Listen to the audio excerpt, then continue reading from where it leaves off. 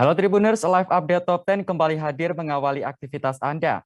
Edisi kali ini kami akan menyajikan 10 informasi baik dari dalam negeri maupun mancanegara yang tengah menjadi sorotan. Bersama saya Agung Laksono, kita jelang Live Update Top 10 selengkapnya. Kita awali berita pertama dari mancanegara. Tribuners, pasukan Rusia telah berhasil menduduki kota Kherson di Ukraina pada Kamis 3 Maret 2022. Hal ini disampaikan langsung oleh Wali Kota Kherson, Ihor Kolikaev, dalam keterangannya. Wali Kota mengatakan tentara Ukraina saat ini tak lagi berada di kota tersebut. Wali Kota Kherson, Ihor Kolikaev, mengakui bahwa kota yang ia pimpin sudah jatuh ke tangan Rusia. Ia pun meminta penduduk setempat untuk melaksanakan instruksi dari orang bersenjata yang datang ke pemerintahan kota. Seperti dilansir CNN pada Kamis 3 Maret, Ihor Kolikaev mengungkapkan hal ini melalui akun Facebook-nya setelah Kherson dikepung Rusia selama beberapa hari terakhir. Namun pengumuman Kolikaev ini berbeda dengan pernyataan sehari sebelumnya, yakni pada Rabu 2 Maret lalu. Ia sempat membantah bahwa Rusia telah menguasai kota Kherson. Bahkan Kolikaev menyebut bahwa pasukan Ukraina masih bertempur di beberapa bagian kota. Dari pantauan unggahan terbarunya disebutkan bahwa pasukan Ukraina saat ini telah pergi. Wali Kota Kolikaev juga mengatakan ada sekitar 10 perwira Rusia bersenjata menyerang dan memasuki gedung balai kota pada Rabu. Dirinya mengaku diberitahu oleh perwira Rusia bahwa mereka berencana mendirikan pemerintahan baru yang serupa dengan dua kota di Ukraina Timur yang menjadi kantong separatis pro-Rusia. Jika Kherson sekarang berada di bawah kendali Rusia, maka hal ini menjadi momen penting dalam pertempuran Rusia dan Ukraina. Pasalnya, Kherson menjadi kota besar pertama di Ukraina yang direbut oleh pasukan Rusia. Akibat kondisi ini, Kepala Pemerintahan Daerah Kherson, Hennady Lahuta, pada Rabu malam memberikan pesan khusus kepada masyarakat. Dirinya meminta agar warga Kherson tak bepergian keluar rumah karena sangat berbahaya. Wali kota hanya menyebutkan bahwa ada pengunjung bersenjata di komite eksekutif kota hari ini. Untuk diketahui, Kherson merupakan sebuah kota di Ukraina yang memegang peran penting. Kota ini berada di jalur masuk dari Laut Hitam dengan populasi hampir 300.000 jiwa.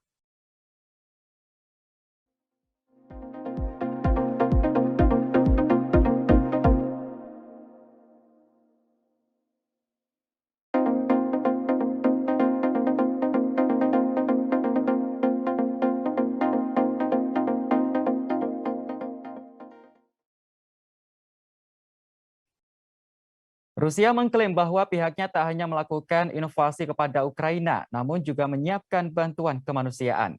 Lebih dari 10.500 ton bantuan logistik akan dikirimkan kepada Ukraina. Hal ini lantas menjadi pertanyaan besar, apa tujuan dibalik invasi dan bantuan tersebut? Hal ini disampaikan oleh Kepala Pusat Manajemen Pertahanan Nasional Rusia, Kolonel Jenderal Mikhail Mizintsev. Dirinya menyebutkan bahwa bantuan logistik yang disiapkan berupa makanan, bahan bangunan, hingga kebutuhan dasar. Total bantuan tersebut mencapai 10.500 ton yang dimuat dalam kendaraan kargo. Mikhail mengklaim bahwa pemerintah federal Rusia dan pimpinan kota serius terhadap pekerjaan ini. Nantinya bantuan kemanusiaan itu diperuntukkan bagi warga sipil Ukraina. Seperti dilansir dari TISS, Mikhail menyebut bantuan yang dimuat dalam kargo sudah mencapai pusat populasi di Ukraina Selatan. Kargo-kargo yang mengangkut bantuan berjalan layaknya konvoi kendaraan. Pihak Rusia berjanji akan menjamin keamanan 100% apabila warga Ukraina bersedia membuka koridor kemanusiaan. Meski begitu, Mikhail tak menjelaskan secara rinci apa alasan dibalik bantuan kemanusiaan itu. Padahal negeri yang dipimpin Vladimir Putin tersebut telah terlibat konflik dengan Ukraina. Hingga akhirnya konflik pecah dan terjadi serangan besar-besaran sejak Kamis 24 Februari lalu. Sejumlah kota di Ukraina bahkan luluh lantak akibat dihantam rudal milik Rusia. Dalam pertempuran yang sudah berlangsung sepekan ini, lebih dari 350 warga sipil dilaporkan tewas. Sementara 2.000 orang terluka dan 836.000 warga mengungsi dari Ukraina.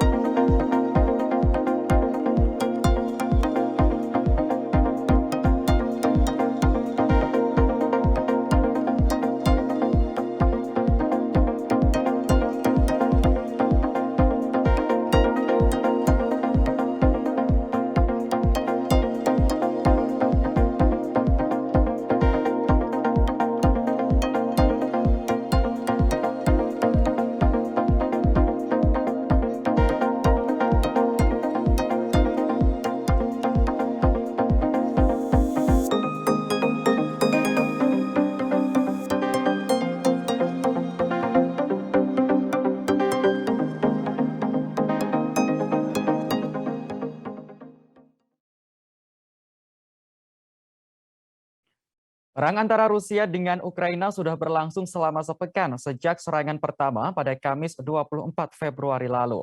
Namun Rusia disebut belum mengerahkan kekuatan udara besar-besaran terhadap Ukraina. Hal ini lantas membuat intelijen Amerika Serikat merasa bingung dengan strategi Rusia. Hingga invasi hari ke-7, Rusia belum mengerahkan seluruh kekuatan militernya untuk menyerang Ukraina.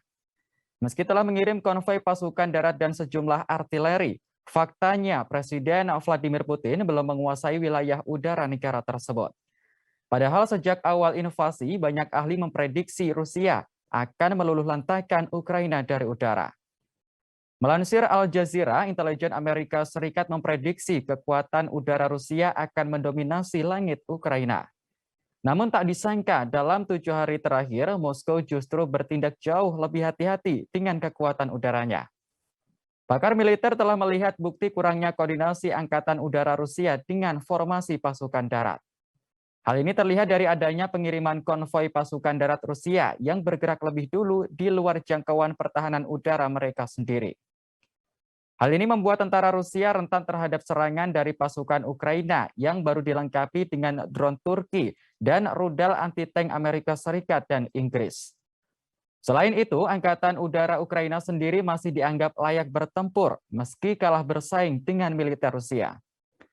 Pasukan Ukraina mampu mengancam pesawat Rusia dan menciptakan risiko bagi pilot Rusia yang mencoba mendukung pasukan darat. Kemampuan Ukraina untuk terus menerbangkan jet angkatan udara merupakan bentuk nyata dari ketahanan negara dalam menghadapi serangan. Apalagi dengan kisah tentang jet tempur Ukraina yang konon seorang diri menjatuhkan belasan pesawat Rusia yang kini dijuluki The Ghost of Kiev.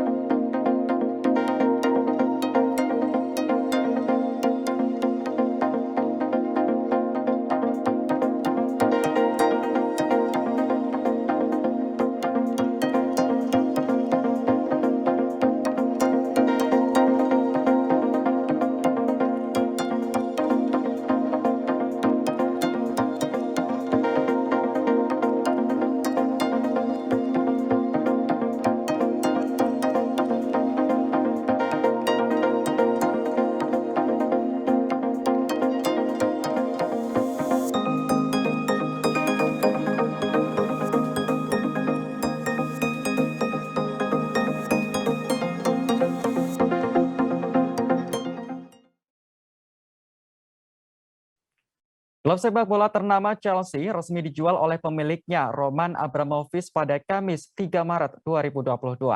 Keputusan ini terpaksa diambil imbas peperangan yang terjadi antara Rusia dengan Ukraina. Hal ini diungkapkan oleh Roman Abramovich melalui situs resmi klub Chelsea pada Kamis dini hari. Ia mengaku penjualan ini merupakan keputusan yang sangat sulit baginya. Sebab Chelsea sudah menjadi bagian dalam hidupnya selama 19 tahun terakhir. Namun ia harus mengambil keputusan itu demi kebaikan klub yang dijuluki The Blues tersebut. Menurut BBC, Abramovich sejatinya sudah mendapat tawaran dari seseorang pembeli yang berminat. Namun nampaknya tawaran itu dimentahkan oleh miliarder asal Rusia tersebut. Abramovich sendiri memperkirakan Chelsea patut dibeli dengan bandrol 3 miliar pound sterling.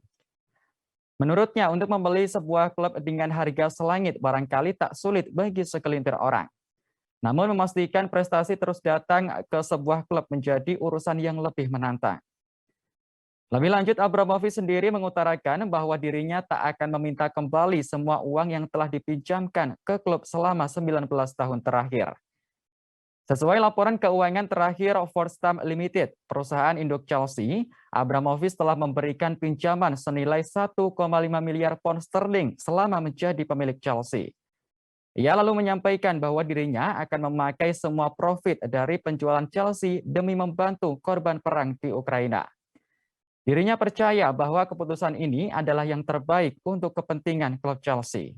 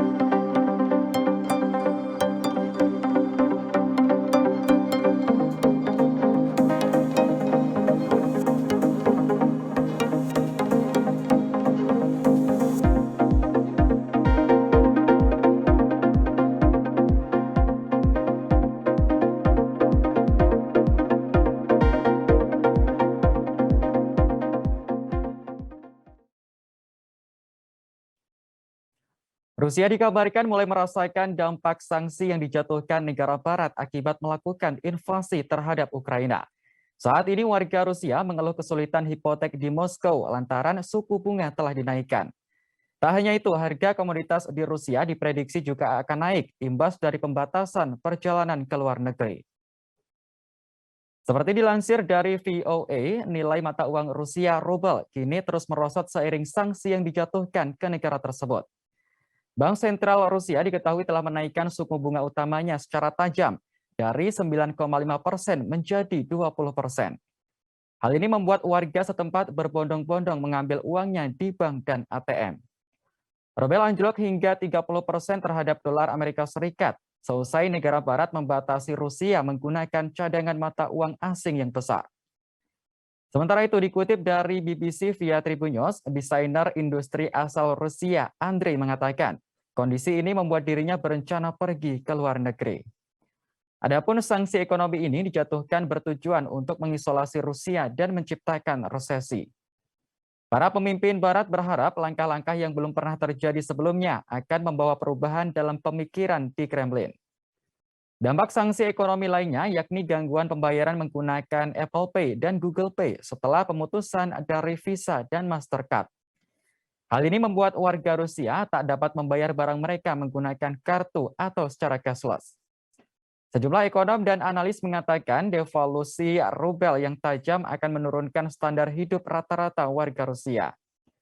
Padahal kenyataannya Rusia masih bergantung pada barang-barang impor, seperti iPhone dan PlayStation yang kemungkinan juga diprediksi akan meroket.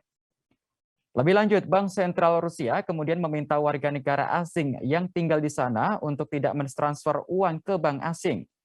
Hal ini dilakukan untuk menghindari penarikan uang dalam jumlah besar demi menjaga keuangan negara Rusia.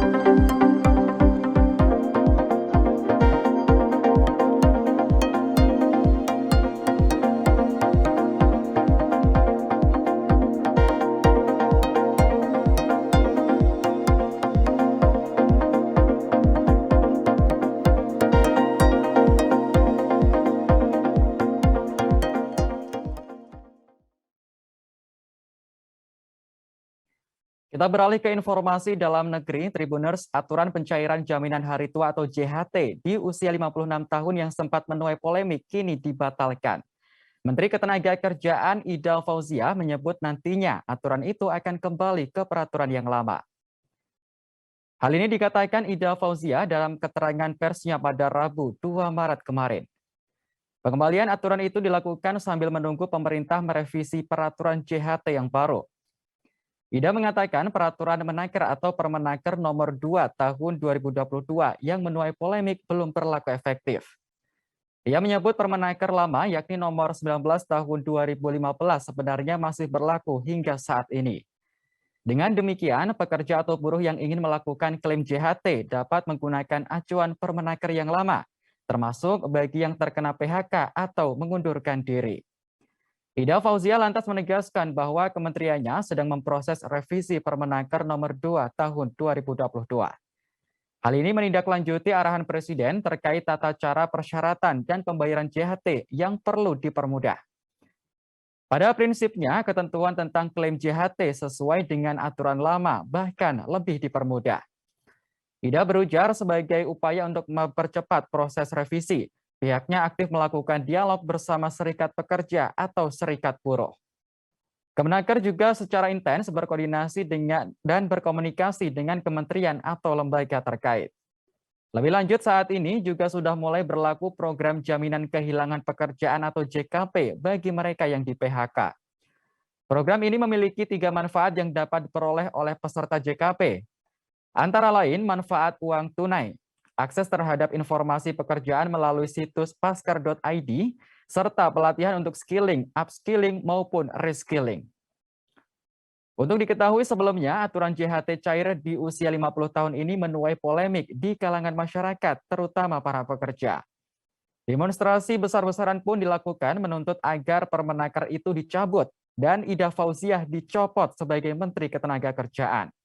Hingga akhirnya kisruh aturan ini disoroti oleh Presiden Joko Widodo dan meminta agar Permenaker direvisi.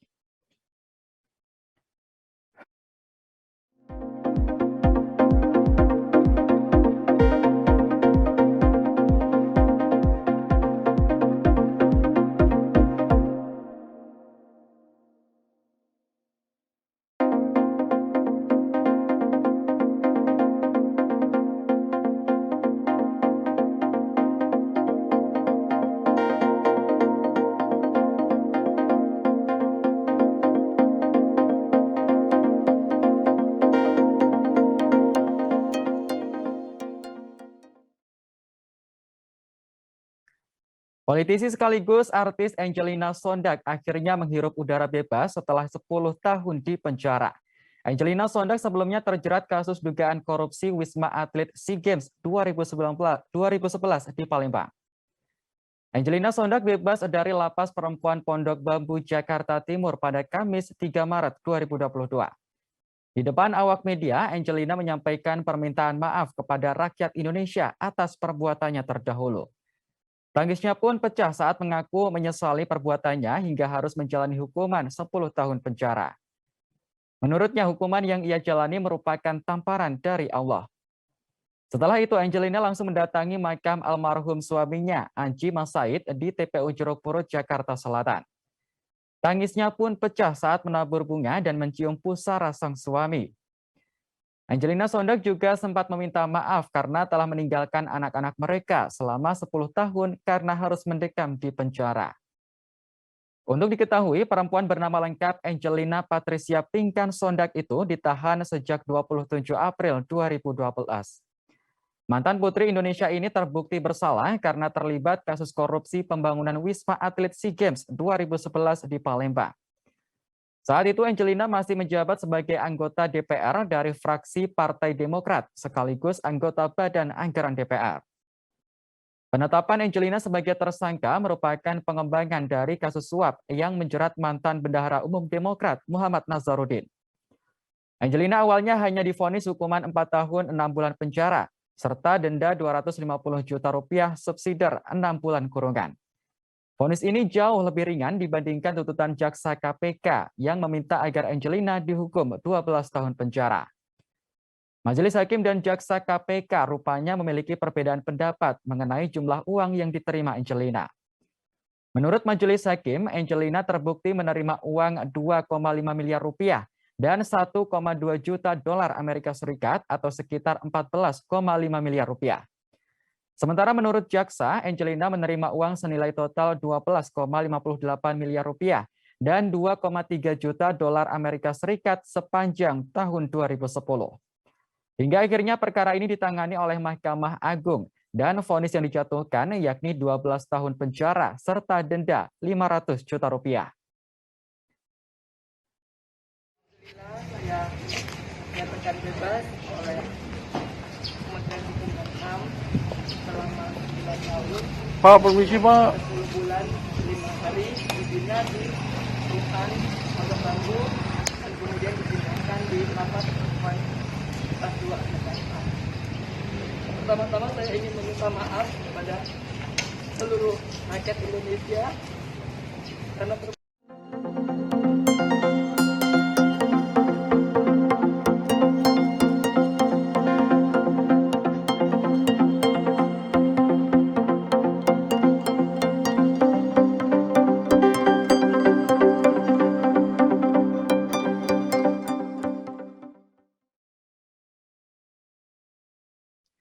Crazy Rich Bandung Doni Salmanan kini dilaporkan ke Barreskrim Polri atas dugaan pelanggaran Undang-Undang ITE. Laporan ini dilayangkan tak lama setelah Crazy Rich Medan Indra Kents menjadi tersangka kasus Binomo. Saat ini Barreskrim Polri telah menerima laporan tersebut dan melakukan penyelidikan. Laporan ini dibenarkan oleh Karopenmas Divisi Humas Polri, Brigjen Ahmad Ramadan pada Kamis 3 Maret. Pihaknya saat ini tengah melakukan penyelidikan lebih lanjut tentang dugaan keterlibatan Doni Salmanan dalam kasus Binomo. Sebelumnya, Direktur Tindak Pidana Ekonomi Khusus Barreskrim Polri, Wisnu Hermawan mengatakan pihaknya sedang membidik 3 afiliator Binomo lain. Salah satu di antaranya adalah Doni Salmanan. Doni Salmanan sendiri merupakan sosok pria muda yang kerap dijuluki Crazy Rich Bandung. Doni dituding sebagai afiliator yang mengeruk keuntungan dari aplikasi Binomo. Profesi afiliator disebut meraup keuntungan dengan melakukan praktik yang merugikan masyarakat. Doni Salmanan diketahui juga merupakan seorang konten kreator. Ia memiliki 2 akun YouTube dengan akun channel bernama King Salmanan dengan 1,23 juta subscriber. Sementara akun lainnya persis dengan aslinya sendiri saat ini sudah mendapatkan 2,07 juta subscriber. Dalam YouTube-nya itu, Doni Salmanan suka membagikan konten-konten trading binary option dan juga kehidupan keluarganya sehari-hari bersama sang istri. Dalam YouTube-nya itu, Doni kerap membagikan konten-konten trading binary option dan juga kehidupan keluarganya bersama sang istri. Selain sebagai YouTuber, Doni juga memiliki perusahaan sendiri dan menjadi CEO Salmanan Group. Ia kerap menjadi sorotan karena memiliki mobil dan barang-barang mewah. Tak hanya pamer harta, Doni juga dikenal sebagai sosok yang dermawan karena sering menyumbangkan kekayaannya untuk membantu korban musibah.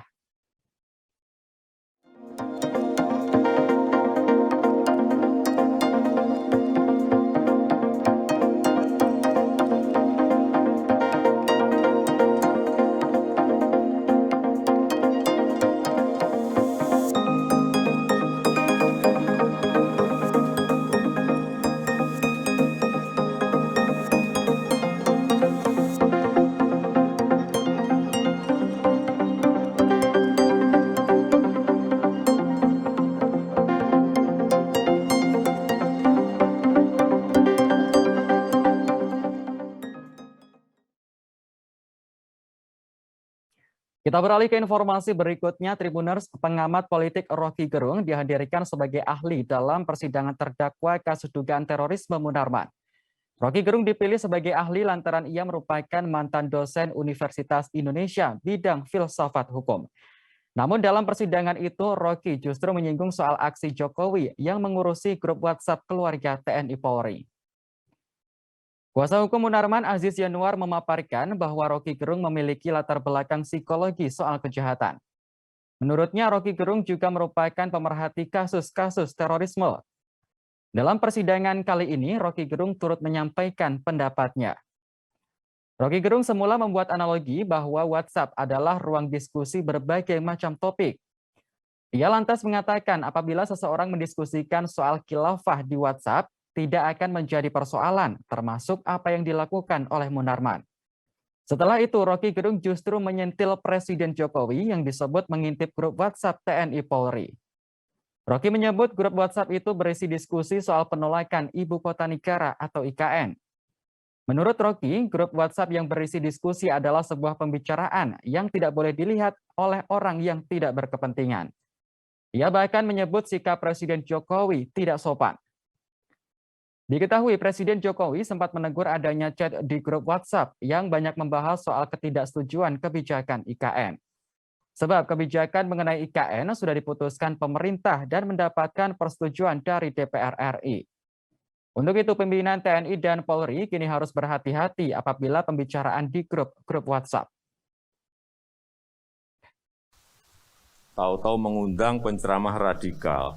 Nah, hati-hati.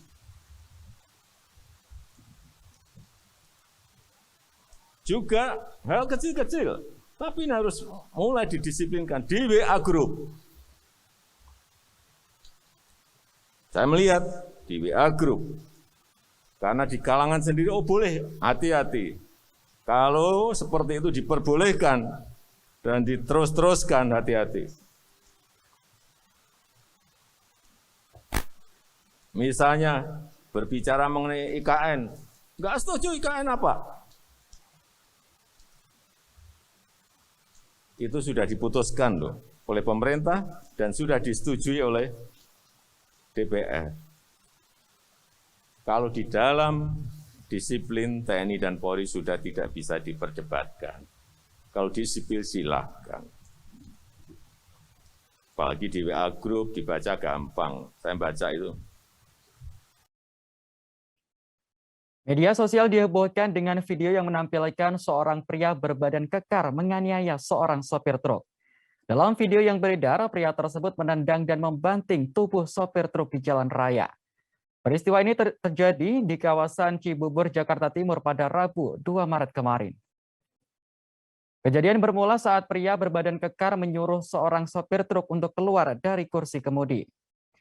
Setelah sopir keluar, pria tersebut menghampiri lalu menendang korban di tepi jalan. Tak hanya itu, pelaku juga membanting korban hingga tak berdaya.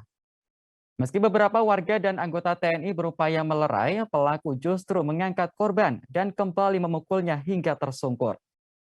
Saksi mata bernama Umi mengatakan pelaku diduga tak terima motornya diserempet oleh korban. Pelaku yang kesal langsung melampiaskan kemarahannya kepada sopir truk tersebut. Sementara Yandi, saksi mata lainnya menuturkan pelaku tidak hanya menganiaya sopir, tapi juga kernet yang saat kejadian berupaya melerai tindakan brutal pelaku. Aksi penganiayaan itu baru selesai setelah warga berkerumun di sekitar lokasi kejadian. Tampak dalam video, korban yang ditinggalkan begitu saja di jalan tampak meringis menahan sakit. Terkait kejadian ini, korban langsung membuat laporan ke polisian. Kapolres Metro Jakarta Timur, Kombes Budi Sartono mengatakan pihaknya tengah melakukan penyelidikan. Korban juga sudah menjalani visum dan sedang menunggu hasil untuk dijadikan bukti perkara. Hingga berita ini ditayangkan, polisi belum menerangkan penyebab aksi penganiayaan ini. Namun dugaan sementara kejadian dipicu akibat kemacetan yang terjadi di sekitar lampu merah Cibubur.